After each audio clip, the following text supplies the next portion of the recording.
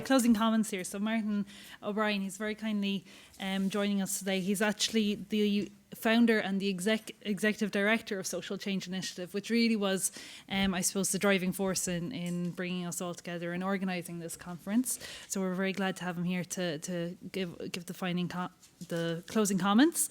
He's also senior vice president he was senior vice president at the Atlantic Philanthropies prior to this, but really I won't even go into it. He's got a very long history in activism around human rights, particularly up in the north. So really, I'll leave it now to Martin to close off the conference. Thank you very much.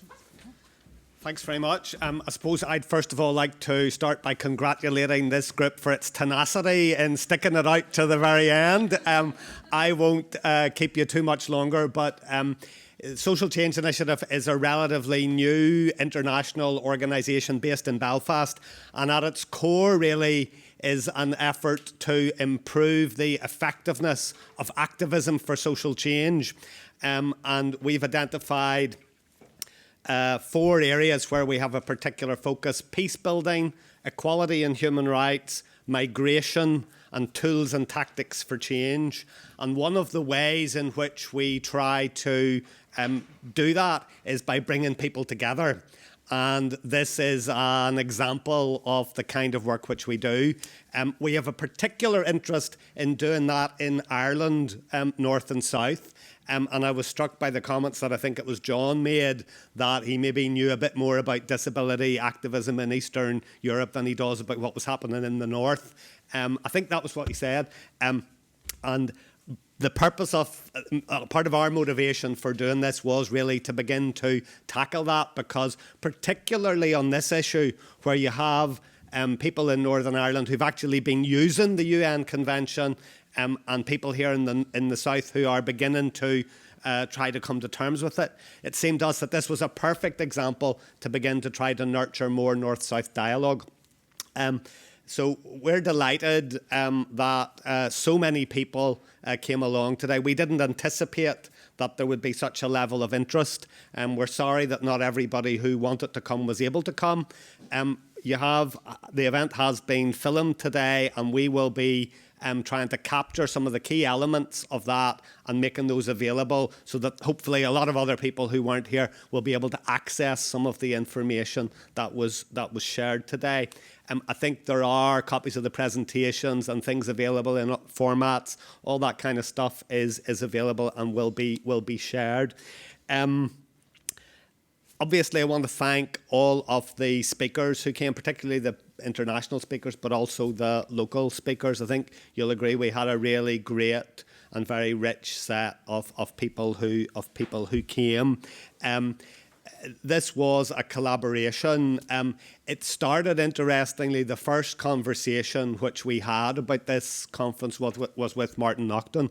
I think it's, Martin and Donal were really the people who I think pioneered the move away from charity to rights.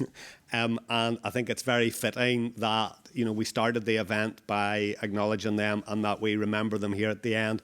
What examples of activism, what examples of effective activism both of them were. And I think they provide an example for all of us. This convention only works when the people who need the change participate and are actively driving the efforts to get it. When those are the people who are setting the agenda, that's how the convention begins to work. And we heard that from a number of the speakers today. Obviously, SCI was delighted to be able to do this in conjunction with this long list of organisations. I think that was a great encouraging thing as well, to see so many organisations that were interested in the event and in sponsoring it with us. The list is on the agenda, but it's the Centre for Disability Law and Policy at NUI Galway, the Centre for Independent Living, Disability Action in Northern Ireland, Disability Federation of Ireland, Inclusion Ireland, the Irish Disability Studies Association, Queen's University Belfast Disability Research Network, and the Social Change Initiative. We were also helped on the day by a great many other people. I'm conscious of the help, for example, that FLAC gave with the communication stuff, so just want to acknowledge that.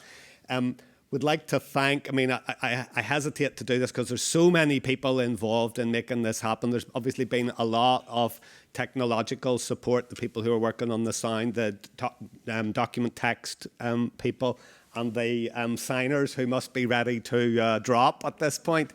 A lot of people who put a lot of effort into this, and we're deeply grateful and appreciative of this. Lots of individual people worked on this. It would be, I don't want to name all of them. There are two people in particular who really were the driving force behind this, and that's Michael Farrell and Sarah McWilliams, who really drove this and did it in a way that brought in a lot of people and I think organised a great event. We're keen to get your feedback. There was an evaluation form in the pack. We'll email that to people. People can send it, and we do these kind of events, so we are keen to learn about what we could do to do things better. But I think I will stop there unless I have forgotten to do anything else, and to really just thank all of you for coming along and for your interest and participation. And I suppose the last thing we'd say is that a lot of the target for this effort is around the Irish government's implementation to be what? The last of 20 countries in the world who have failed. The last in Europe is a disgrace, and is not what Ireland should be about. And it seems to me vitally important that the government now move expeditiously to ratify. And then, as somebody pointed out, that's only the beginning. Thanks very much.